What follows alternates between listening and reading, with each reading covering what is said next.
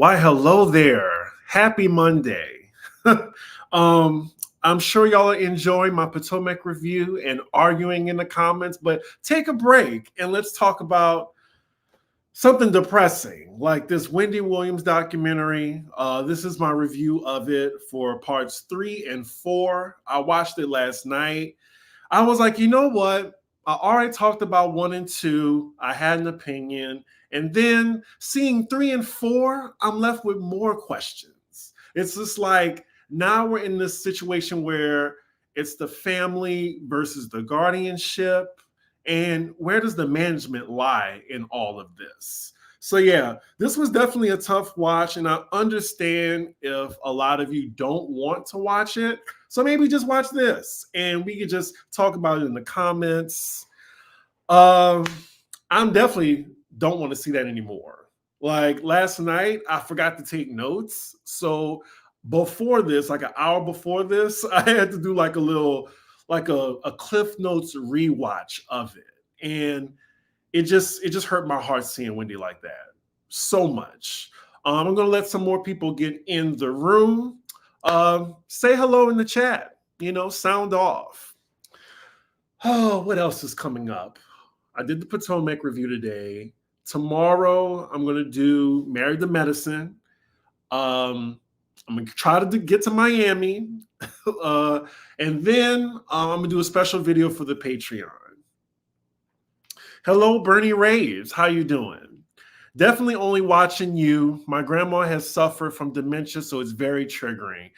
Oh, I get it. And I'm sorry to hear that. Like in my last live, we were talking about like just so many people are triggered by this.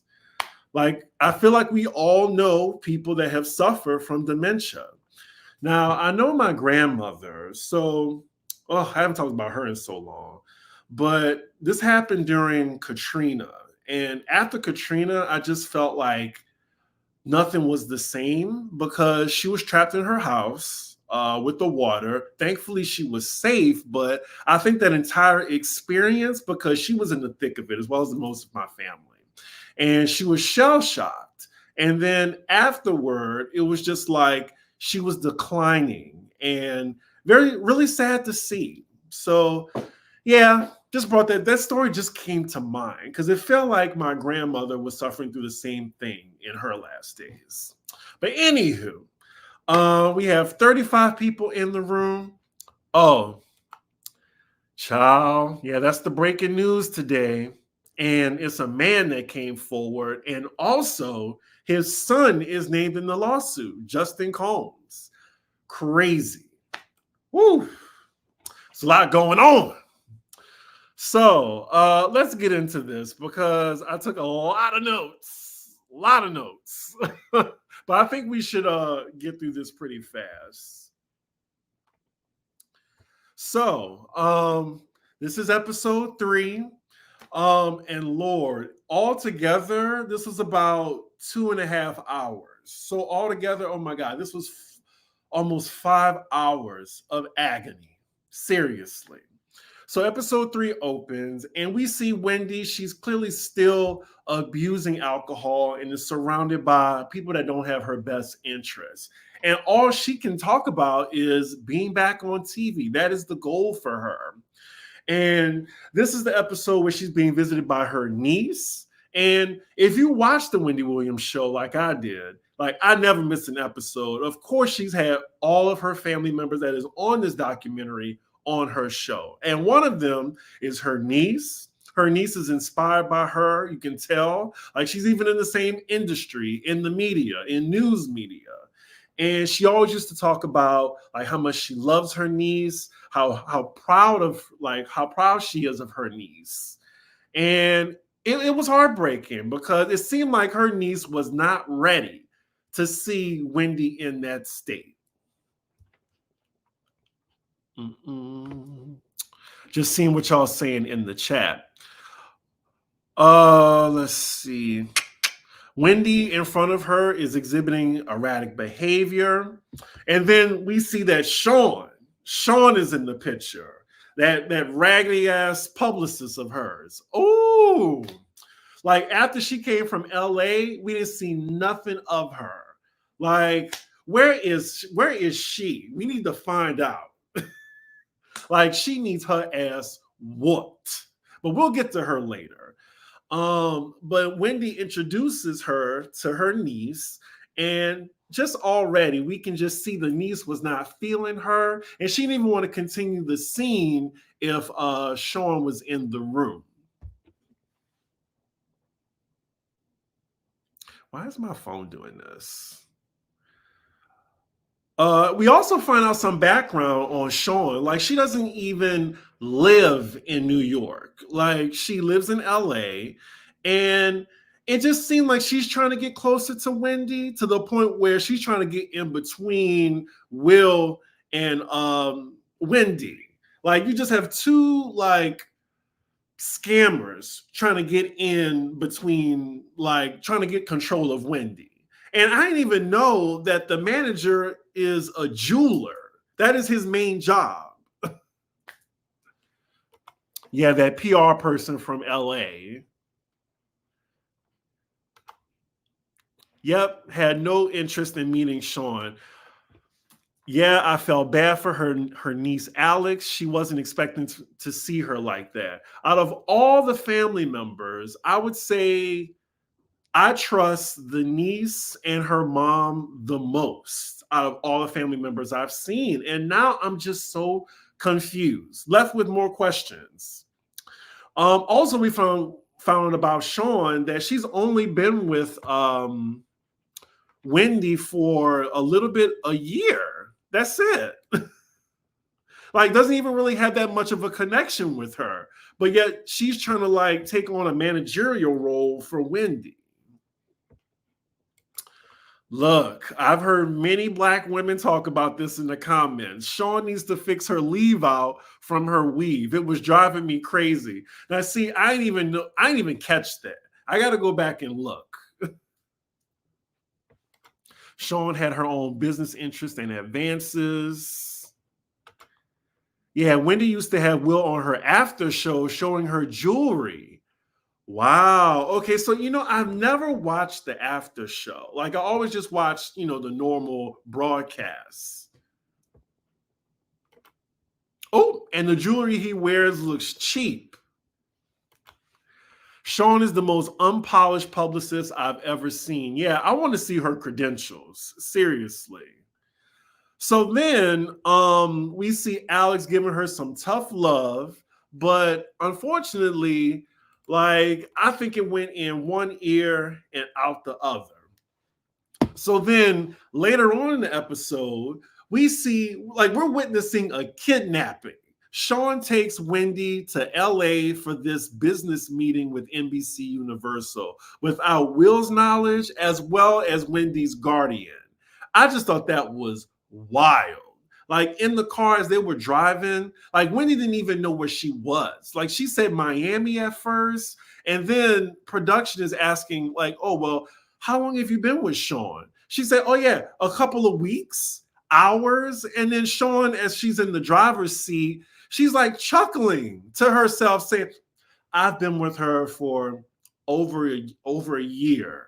Like, she knows this woman is not like mentally capacitated to do anything, but she has her taking business meetings with NBC Universal. Like, I was so angry watching that, y'all. Like, I was nervous too. I mean, we know that, she's in good hands now, hopefully, but just in that scene, I just felt so uncomfortable. Oh, so we have some tea from Charlamagne. Thank you for sharing this, Daryl. Is that how you say it? I think it's Daryl. I've never seen Daryl spelled like that. I have a brother named Daryl. Did you watch The Breakfast Club this morning? I'm going to watch it. Someone send me it in my DMs, please. I'm CDIGGI1. I want to watch it. Charlamagne confirmed that Wendy yelling at people was not the dementia. That's her personality around coworkers. Wow. Okay.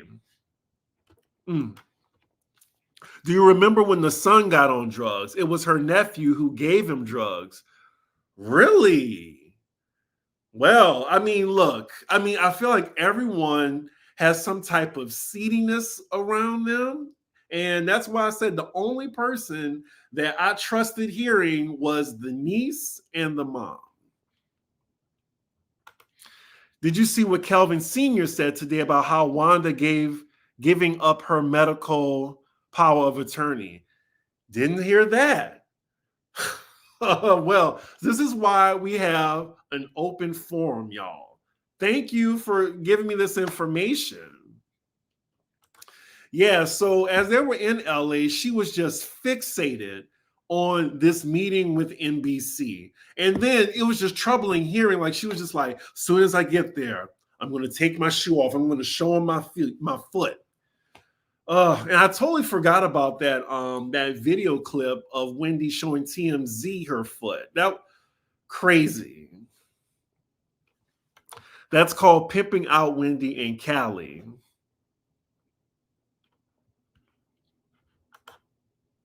When there's money involved, everyone becomes seedy and takes advantage.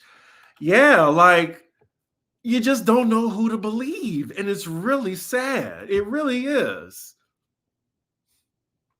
Let's see where I'm at now. The NBC Universal notes.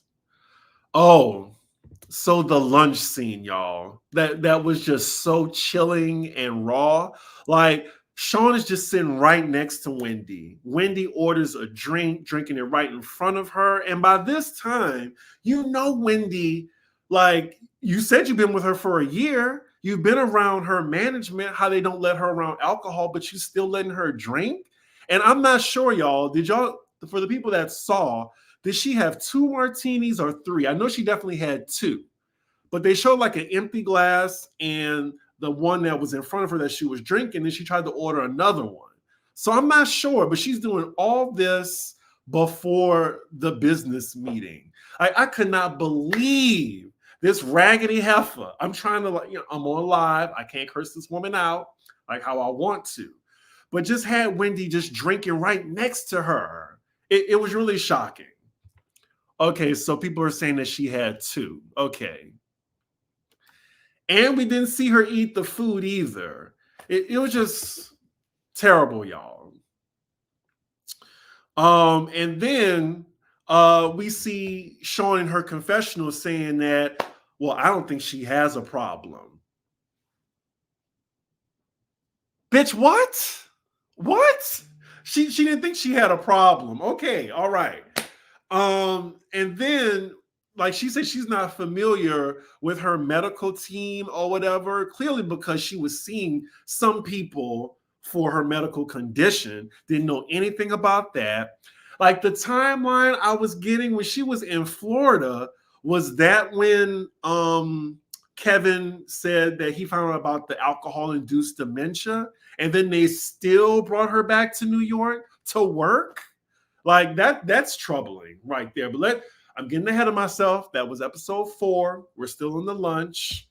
So then while she's there, Will is calling her. And it just so happened she was at the lunch drinking. I'm thinking like production called him to alert him that she was drinking. And she answers the phone, and then he's asking, like, what are you eating? He's being real calm with her. She hangs up the phone on her. And then he says he knows she's probably drinking right now. Crazy. And he couldn't really do anything about it. So, yeah. The nephew came to New York to attend college and stayed at Wendy's house on the weekends. Her sister's son. Did you see how she thought her brother was her ex-husband? Yep, I saw that too. Thank y'all for filling in the pieces. Oh, and we also have almost 100 people in the room. If you're here, welcome. Just talking about parts 3 and 4. This was a tough ass watch. I'm doing it for y'all. I'm not watching this ever again. I just wanted to just see what Wendy was going through, a peek behind the curtain. I will say, let's pause right quick. Now, after seeing this documentary as a whole, do you think this should have been made? Or do you think this was a cry out for the family at the last minute to like finally show that she's not in good hands with the guardian that she has. So I'm kind of torn on that. Like, should this have been made, or this is really going to help her? Let me know in the comments. Let's see. The Breakfast Club also said that Lifetime should be called out for airing this as well. We never saw Barbara Walters or Bruce Willis in their mental state in public. Why is it okay to show Wendy? I'm glad you brought this up. So here's the thing. We've seen Wendy in real time, because I think someone said this, and when I said on Pop Roast that this is a fall from grace. And they were asking me, well, why is this a fall from grace for Wendy? And I'm like, because we've been watching Wendy in real time. We don't see Barbara Walters like that. We don't see Bruce Willis like that. And yeah, like, this is Wendy. Oh, thank you. I love this shirt. Yeah, I'm conflicted as well about this documentary.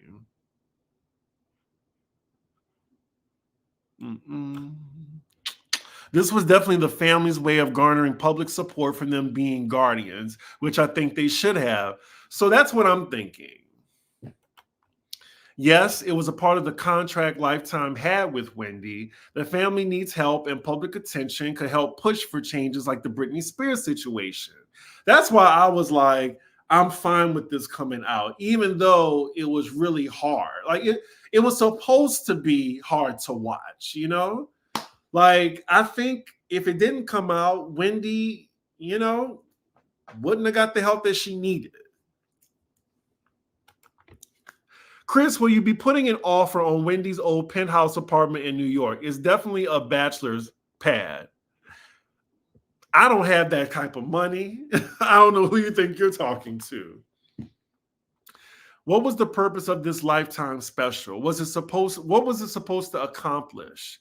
That's what I'm asking y'all, because I'm thinking that, okay, we can easily see it as a cash grab for ratings, but it seems like it started out as a documentary for a podcast, but then when filming halted at the end, it seemed like they were trying to push for the family and get, their word out that they want to have guardianship. And we saw from her sister that they want it, but it's so confusing because why didn't they get it in the first place? And yes, Wendy was definitely exploited, but I'm just saying that, Wendy's life has always been in front, like live front and center. And I think she was transparent because, she was in other celebrities' business. She made a career about it. If you can't be transparent about your tea, then why are you, being messy? Because remember during the whole divorce thing, like Wendy was getting a taste of her own medicine being the hot topic. So a lot of people were mad that, she was on her show not addressing what was going on. And it's just like, okay, well, you can air out other people's dirty laundry, but you can't air yours out. So yeah, she's been in the public eye. Anywho, we're getting back to episode 3. So yeah, they're in LA. They went to the lunch. It was very disturbing. Sean ain't shit. So they go to the meeting. They don't tell us the results, but we all know that nothing came out of that meeting. Like, why were they in LA in the first place? There was no reason. Sean was trying to separate Wendy, trying to take his spot. Like, ooh, she deserves an ass whipping. I know she better be like ducking for cover wherever she is. Let's see. Yeah, the meeting definitely gave, don't call us, we'll call you. So then afterward, we see Wendy is back in New York, and there's a meetup that we know. There's a meetup, sorry, it's a live show, y'all. I'm trying to be a perfectionist. There's a meetup between Sean, Will, and Wendy that they don't show. But according to Will, like they hashed out some words. And from then on, like from the rest of the documentary, we don't see Sean anymore. And I think that's a good thing because she definitely did not have Wendy's interests, Wendy's best interests. Let's see. And then what I thought was interesting, Will said that he knows that Wendy isn't in the right state of mind. But sir, why in the last episode are you still pushing for her to work? Like, like she needs to be like watched 24/7. And even at this point, y'all are leaving her by herself? Lord, God knows like how much liquor she had a day in that her apartment by herself. And then by the end of episode 3, Will looks like he's at his wit's end. Okay, so that's the end of episode 3. Let me see what y'all talking about in the comments. I will also say that this should bring more attention to conservatorship and power of attorney. As big as Wendy is, the fact that she didn't have these guardrails up is jarring. Kelvin said Wanda had power of attorney, but signed it off to the producers of the Wendy Williams show. Wow. See, like they left that part out. Very interesting. I remember when Will realized that the purpose of the documentary was going to have to take a different direction. Lifetime is to be commended for moving forward with this project. It was only a 3-picture deal. Oh, okay. Yeah, because they had Wendy Williams, the movie. What else was it? Was it What a Mess or something? And then like this whole documentary. The family lost her when it came out that the son was spending large amounts of money and Wells Fargo stepped in. We're going to get to that part because I have questions on that too. Yeah, I saw the niece was on The View. They said she explained that Wendy wanted her story told, and this was the family's way of proving she needed help and the guardianship isn't working. Oh, they found Sean's IG. Okay. Look, that I almost said it. She needs to be tarred and feathered. Yes, we're going to get to that.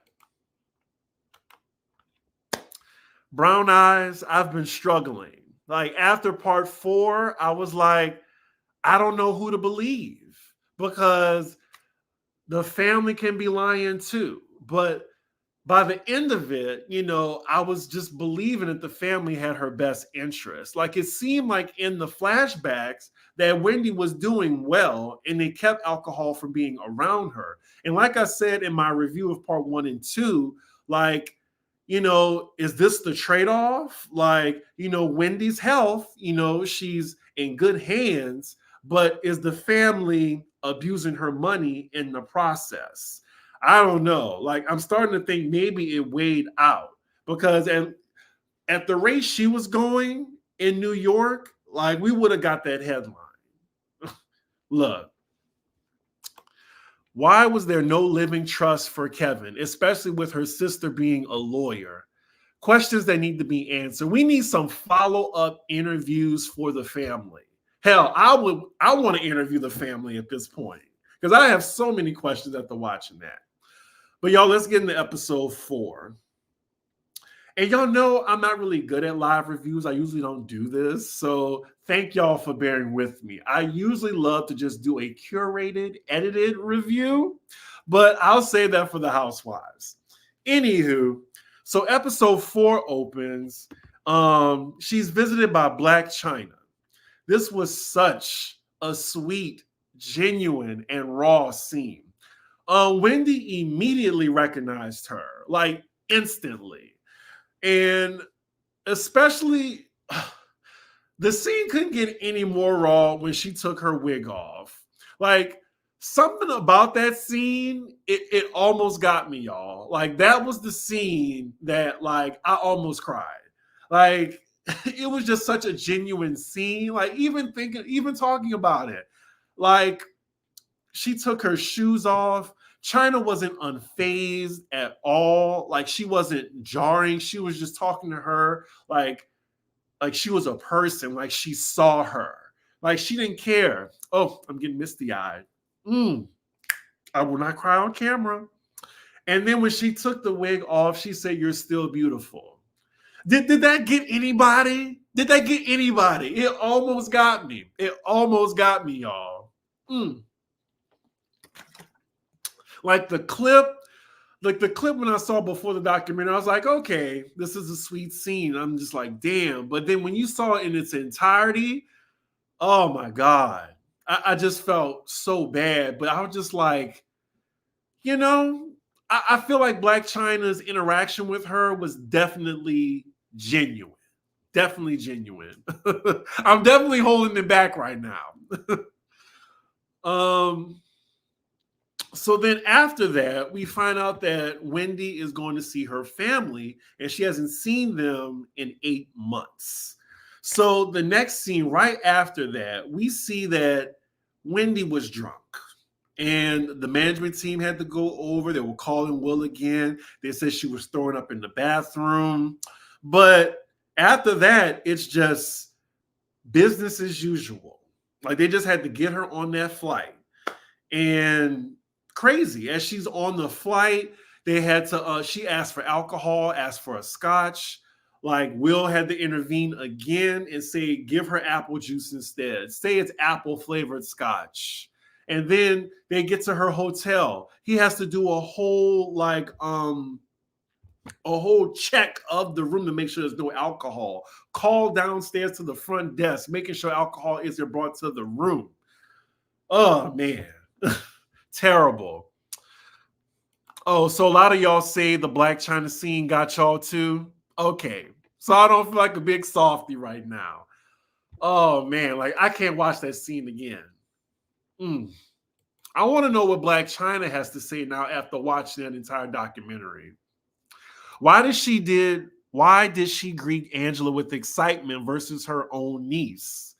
That's another question. Like the excitement that she had for Black Chyna, I would think she had that for her niece. But the thing is, Black Chyna wasn't there for the hard part. You know, like the niece knows everything that's going on with Wendy. Maybe Chyna is just like an outside source. And I'm glad that she was genuine with her. But I think even though it seemed like Chyna had a great interaction with her, she still don't know, like, she's not with Wendy every day. And she's not the one pulling a bottle out of Wendy Williams' hand or telling her, no, she's not going to get a drink, or you don't need to be drinking. So maybe that's why. Oh, well, someone already answered the question for me because Alex approaches no nonsense. And honestly, Alex was making me feel uncomfortable. The Black Chyna scene is AI. Get out of here. Get out of here. Anyway, Alex would have been judging the liquor. Yeah.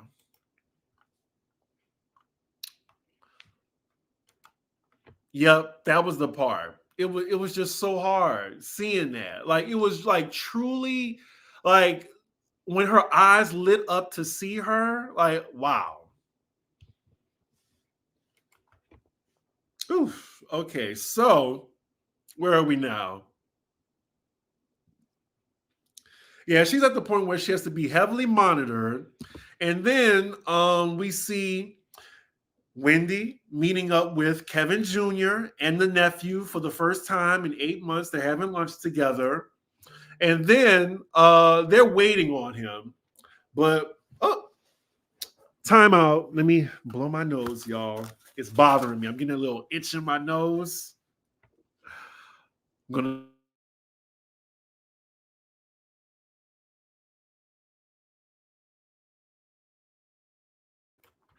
live show. So then we cut to Kevin Jr.'s confessional, and he's saying that, he's giving us all the tea on what went on when Wendy was in Florida with the family. Like, she was doing great. He was with her during her medical visits. And this was the bomb drop of the entire documentary. Because keep in mind that I think it was the Guardianship that leaked Wendy's diagnosis, or else we would have heard it for the first time on the documentary. So this is when Kevin said alcohol-induced dementia. And that's the first time we've heard that.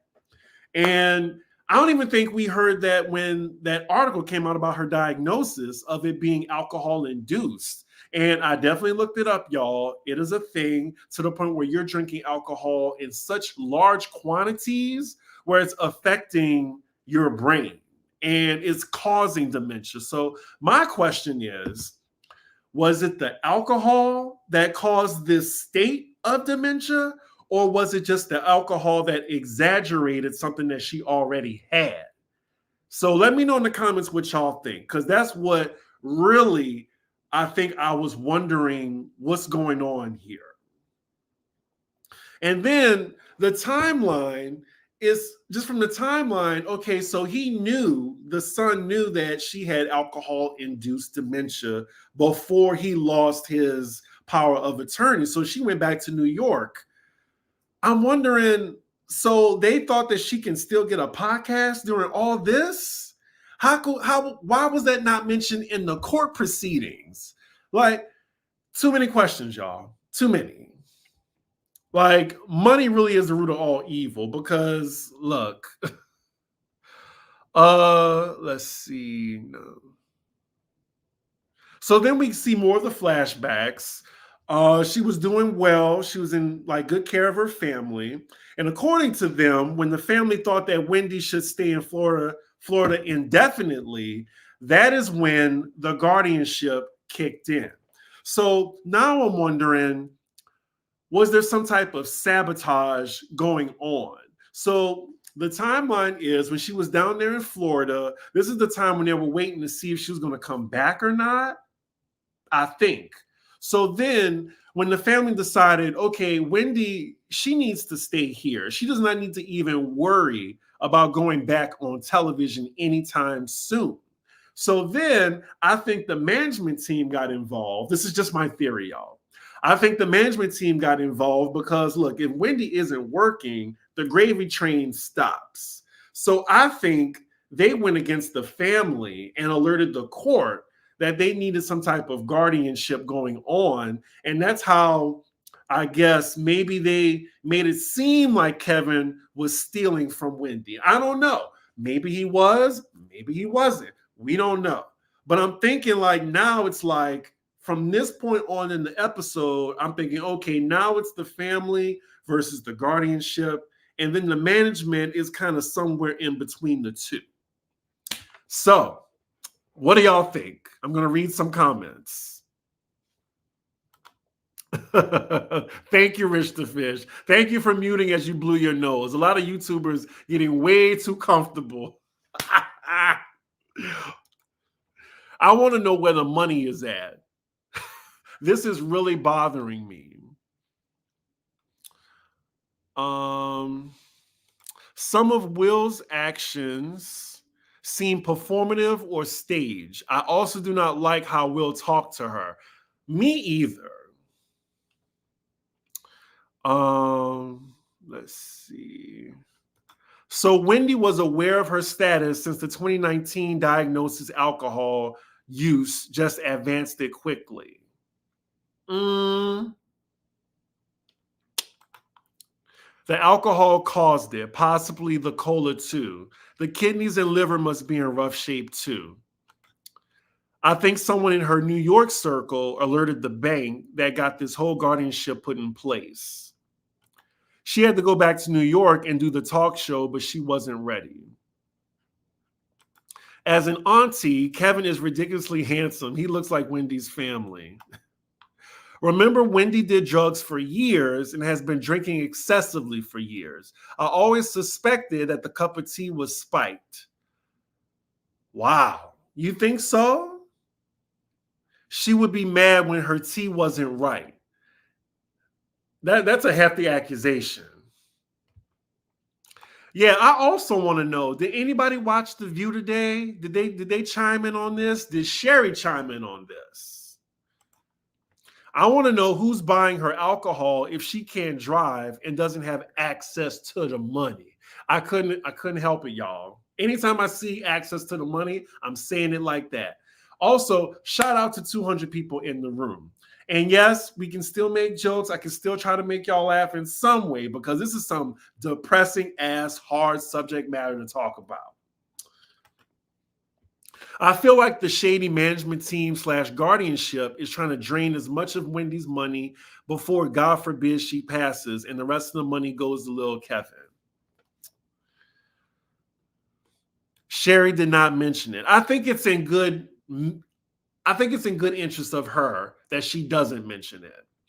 Oh, also, while y'all are in the room, while I have 200 of y'all, please like the video. Please comment. And then hit that subscribe button. I'm so close to hitting 15K. If you're enjoying this content, if it's still Black History Month, if you want to see a ninja succeed, please hit that like button and hit the subscribe button. Thank you. The View didn't mention her either? Wow. Wow. Thank you very much. Oh, yeah. I love this shirt. You can get it from, I believe, T-Turtle. The shirts are on sale, too, for like $12 plus shipping. Y'all might want to go and see that. Y'all better go and get y'all one of these. Anywho, y'all. Let's see. Just trying to get to my notes. But yeah, when Wendy was in Florida, it just seemed like when management saw that she might not be coming back, that's when they tried to step in legally. So then we get back to the lunch when she's with, her son and her nephew. The energy is really awkward. And Wendy, it seemed like, she was talking nonsense, saying that she has a show coming. Ever since she came back from that LA meeting, she's letting the family know that, oh, I'm going to be back on TV. Going to be back on TV. It's going to be great. It's going to be great. And they're all just shaking their heads, just saying, yeah, okay. And what else? Let's see. Oh, the nephew at the table, I don't think he was talking to Wendy at all. He was just saying, yeah, she's definitely not in her right mind right now. Like, it just seemed like they felt helpless. So the next scene, we see her with her dad. And again, in the last episode, I was like, I didn't know her dad was still with us. He is 92 years old.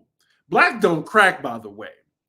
But just imagine how her father feels right now, because he's well aware of everything that's going on. Like, he lost, Wendy's mom, his wife, and he has to see his daughter in this state.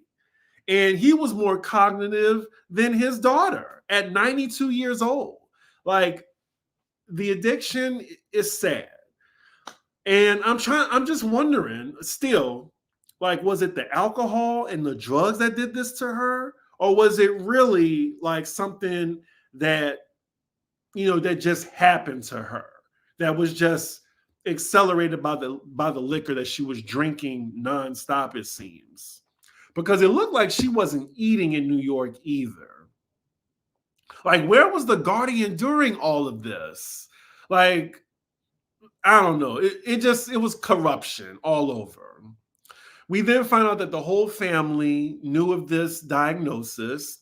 We then see her brother for the first time. And, he was very vocal during the whole, like, all of Wendy's drama that was playing out in real time. Didn't really know his best interests either. I'm not sure if I was side-eyeing him, but it seemed like he had Wendy's best interests. So they're all at dinner together. It's her dad, her brother, her son, and her nephew, all of them together. Nice scene. But then we see that she called her brother Kevin. Oh man, heartbreaking, heartbreaking. And then at some point, it looked like she tried to order wine, or someone at the table ordered wine, and they brought a second glass for somebody else. I'm glad they stopped. They stopped that from happening. But I'm like, if you're with an alcoholic at the table, like I wouldn't be ordering anything to drink. Like someone who is like currently battling an addiction, not someone who is like done the work and is just not drinking anymore. You're at the table with someone who is currently battling addiction. Why would you order a drink when they're at the table? That's what I didn't like. But I'm really glad that they didn't allow her to have a drink in their presence. Let's see. So then later in the episode, we see her leaving Miami, and Kevin did try to get her to stay longer. She refused, of course. So now we see her back in New York being interviewed by production. They're asking her, well, how do you feel us being here, like, after a few months? And she says she doesn't mind because she's lonely. Man, like it just kept getting worse and worse. And last night, like this is right after I watched Potomac. Like I think that was the last thing I watched before I went to sleep. Like I went to bed sad, like watching this. Like it just got sadder. Let's see. Tommy ordered a glass, and the dad had to get him straight. You're gonna give me a stroke trying to read that. Tommy is sketchy. In the back of my mind, I was thinking the brother's kind of sketchy because he would be the one that would be quick to talk to the press. And he was that type of family member. Okay, so we all see each other in the chat. He wants to be famous like Wendy. The dad stopped the drinks. Okay. Omarosa, goodbye. It was weird that the son and nephew ordered wine in front of Wendy. Well, I don't think the son ordered a drink. I think he just took the drink that Wendy probably ordered for herself, but I'm not sure why anybody at the table ordered liquor. That kind of made me look at everybody's side eye. Tommy was exiled from the family at one point. Really? It's not even safe for her to be alone. My friends had dementia and almost burned the house down. Wow. Yeah, like once they got a dementia diagnosis, how come Kevin didn't go to the courts with that? Why wasn't the guardian with her? She should be 24/7 care.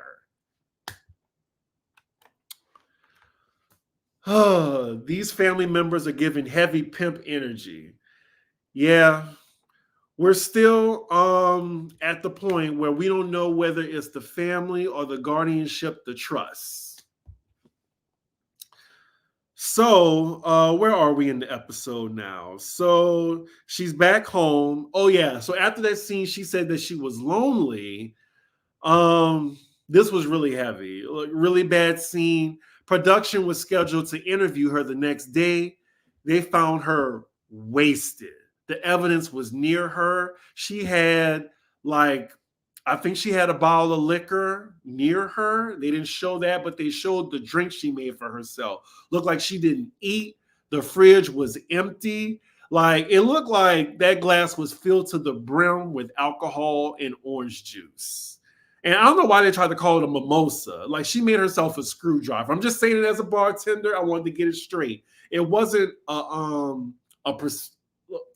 mimosa. It was a screwdriver she made, and that glass was full to the brim. I couldn't believe they showed that scene. But again, the whole documentary was raw. I don't even think they took anything out. We then see her in her bed as they're asking her questions. She just starts breaking down crying. This scene almost got me too on the rewatch, just crying to herself. And then they get Will, they alert him. He's trying to comfort her. He confirms to production that she is drunk in this scene, and he just feels helpless. He said it got worse after she came from LA. I could say fuck one time, right? Well, I already just said it just now, but fuck Sean. Fuck her for putting Wendy in this predicament. And it looked like she got worse after LA. What a shame. So then, Will finally sees that there's steps that need to be made. Like now it's like her health at this point is the only thing that is important. That's it. So I thought that, well, if they really want her to be put in a healthy situation, they should have made her stay in Miami. That crazy to me that they even allowed her back to New York. But I think, like Kevin said, if they would have kept her in Miami, they would have called it kidnapping. But how come, but how come what Sean did wasn't kidnapping? So yeah, after this scene, production was halted for filming, like for the rest of the documentary. At this point, they're just in contact with Will, giving updates about Wendy, and then it turned into them strictly talking to the family.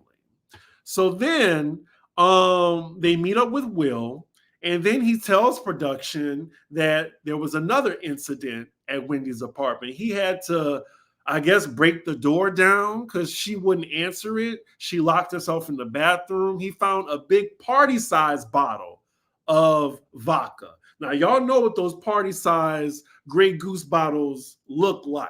He said it was empty. Empty.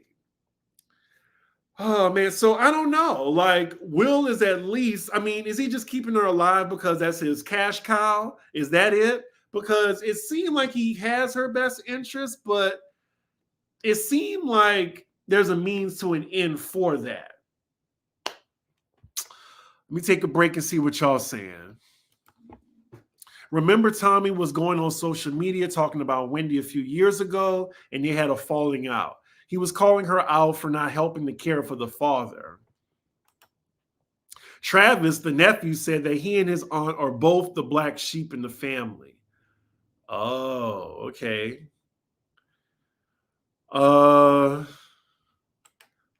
Will is her former jeweler. Yep. My oldest friend since age of 6 cut me off because I kept warning her about her alcoholism. Like Wendy, her thing was, I can do what I want. Yep, they're saying that he was just worried about lining his pockets. I mean, y'all saw how he was in designer in every scene. Every scene. So then, let's see. Where am I? I lost my spot right quick. Sorry, y'all. Started with the family. Oh, okay. So then Wendy is admitted to a medical facility at this point. The Guardian has definitely stepped in at this point. But the family still hasn't seen her. And I don't think they've seen her since this documentary has came out. I mean, they've still been contacting her, but they still haven't seen her. But at least they know that she's at least at a facility where she can't drink and she's safe. So then the last part of this episode, it's mostly the family's account of what's going on. We then see Wendy's sister for the first time speaking out. We're mostly getting the story that Wendy was taken out of their care and Kevin's role of being the power of attorney was stripped from him. Like they said that she was doing good, but this is when I thought something corrupt was going on. Like, was the guardianship corrupt or was it the family that was really stealing from her? Like, which side was telling the truth? Some of y'all are saying in the chat, none of them can be trusted.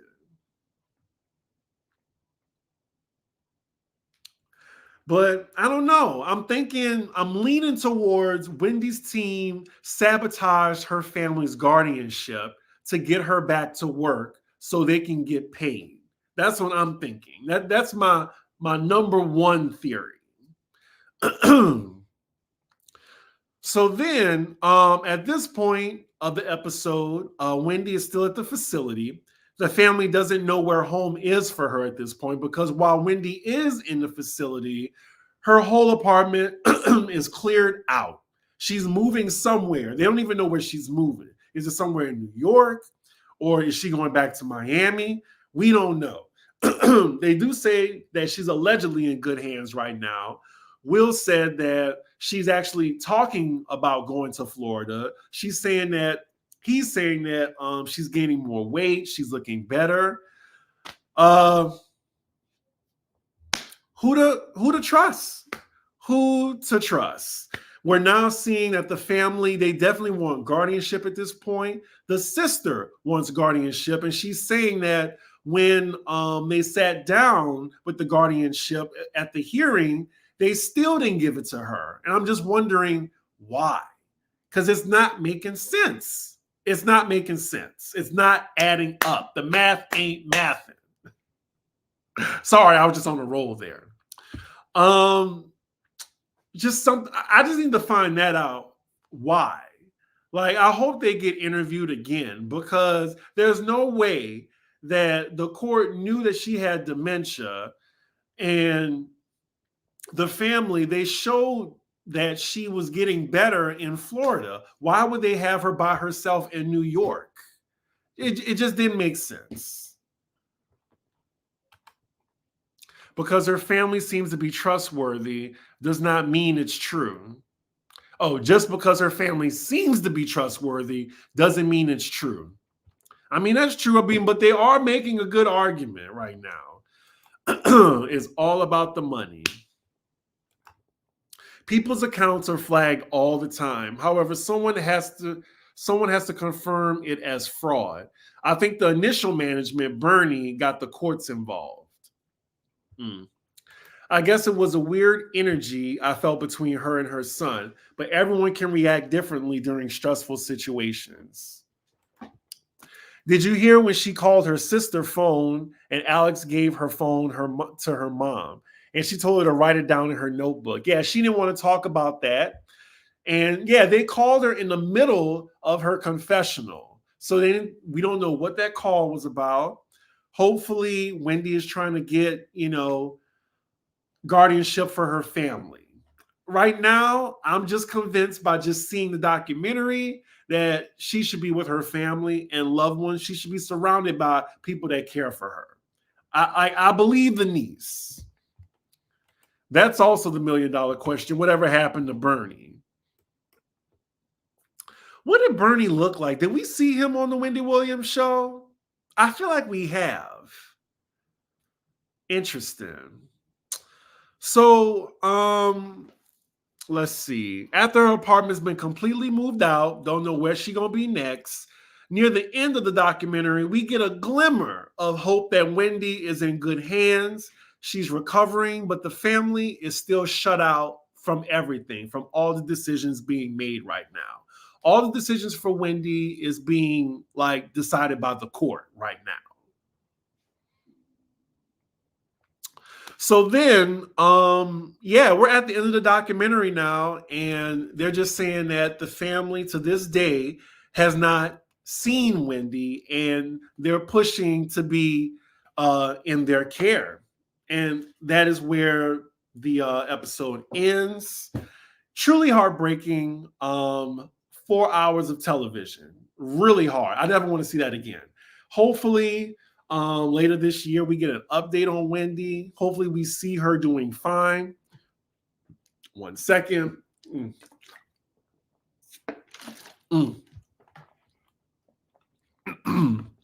Not that I would want anyone to take my money, but I would rather be with my Black family, being taken care of with them, spending my money versus strangers.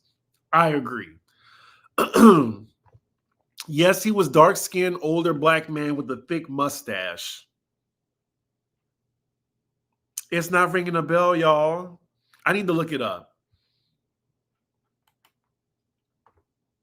Did anyone see the article about Kelvin saying Wendy stole 5 to 15 million from Wendy? What?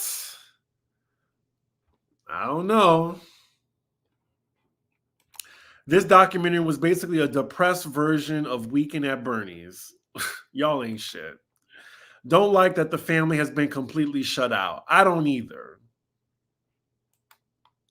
I think Bernie was an older brown skinned suit wearing man. I think tall. Do you think we will see her come out and speak for herself sometime this year? I don't think so. Uh I just think that I don't think she's in of sound mind right now. Hopefully she'll be in a better place. Like I really do wish the best for Wendy Williams.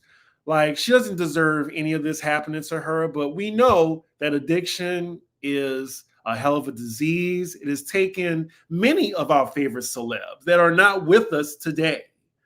Like some people didn't make it, and it looked like Wendy was on that track. So hopefully, thankfully, someone intervened, and hopefully she gets the care that's needed.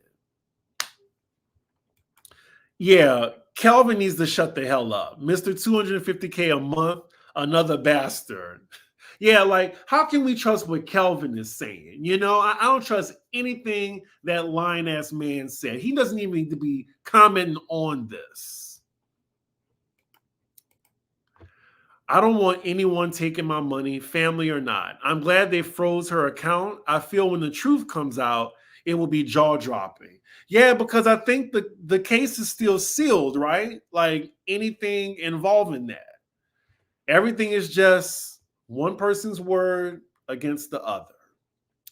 But yeah, y'all, that was the documentary. Very sad, but I do think that it was helpful that it was made. I mean, yes, it showed Wendy in the worst of the worst light, but sometimes we have to see what's really going on, like to really see that this woman needed help and she might not be in the right hands of people that have her best interests. So that's what I think so far. Also, we saw the news come out about Diddy today. Crazy. Like a man coming out this time and then his son being involved. The house of cards have fell for this man. Also, I want to see if Shade Room posted the story because okay, here it is. Diddy's lawyer speaks out after Diddy is accused of sexual harassment and assault by a former male employee. Lord. Yeah. Shade Room is giving their own version of a story. You can tell how nice they are to the people that pay them, that were on their payroll. Because you know, Diddy and Nicki Minaj, you rarely will see bad stories about them on the Shade Room unless it's like mainstream news, like real mainstream. But, you know, I'm going to read some things which I'll have to say about the documentary, and we're going to close out because I haven't eaten yet, and a ninja is starving right now. A source exclusively alleged to The Sun that Bernie, 75, who Wendy fired at the start of this year, used her American Express card to pay for the hiring of Carolyn Wolf to pursue guardianship. Oh, okay.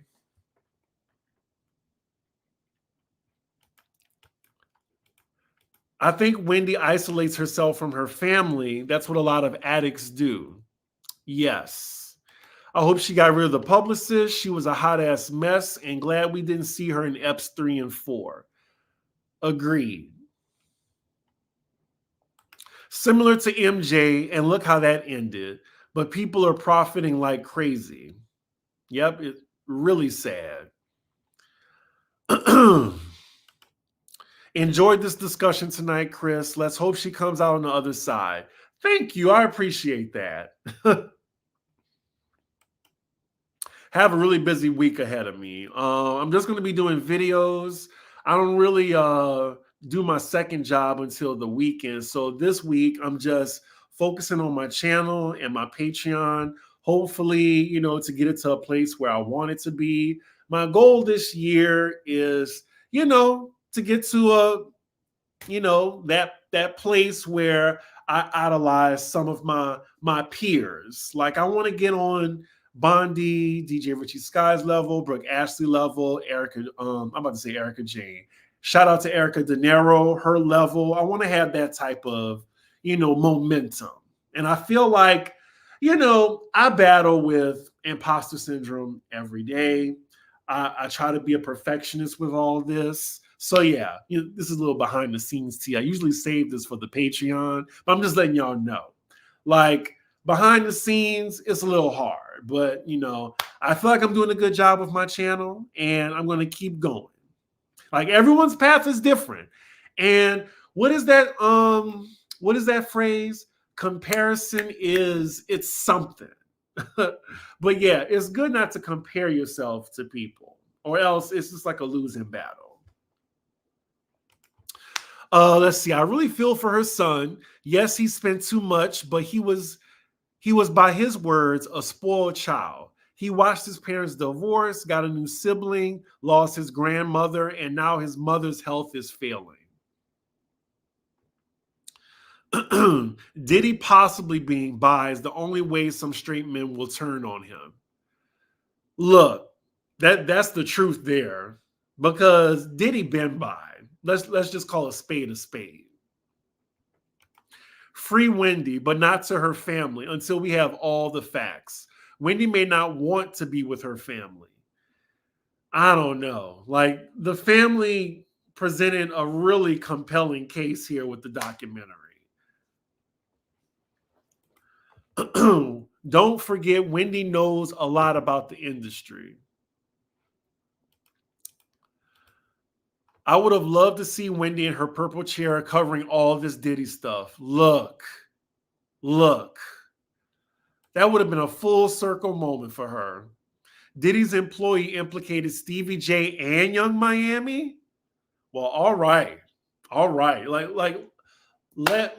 the floodgates open on that man. Like, look, ever since he did Danity Kane wrong, I've had it out for that man. Like, he did them so dirty. Thank you for the super chat. Appreciate it. And also, if y'all want to donate to the channel, like always, I'm going to plug it. Cash App, $CDiggy1, and Chris-Diggins on Venmo. You have a good balance of talking, then engaging with the chat. I appreciate that. I'm trying. Thank you. I appreciate it. Oh, thank you. Why am I so emotional right now? It's because I'm hungry and I haven't had my edible yet. Thank you, Colin McKay. Comparison is the thief of joy. I need that shit tattooed on me because I just have a bad habit of doing that. Ooh, I have a story for the Patreon. I think I'm gonna even call it that because when I first moved to New York, look, it was a journey, y'all. Before I even got on YouTube, before I met Alex, when I moved to New York, and first of all, I was just happy to be here. It was my dream to live here. So, but yeah, thank you for giving me that idea for the Patreon. Because look, my journey to YouTube and getting there and meeting Alex, I haven't told that story yet. And I think it'll be fun for the Patreon. It really irked me when Wendy gave her son the shirts and he said, "People have seen me in this one." I didn't even catch that moment.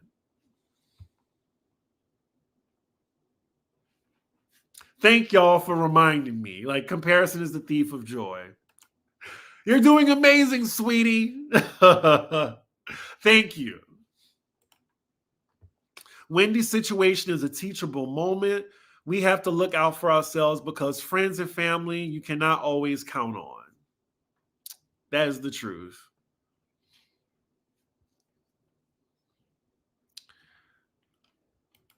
Thank you very much, Janice. Wendy don't want to be controlled and her family won't sit back and let her drink. That is the stalemate.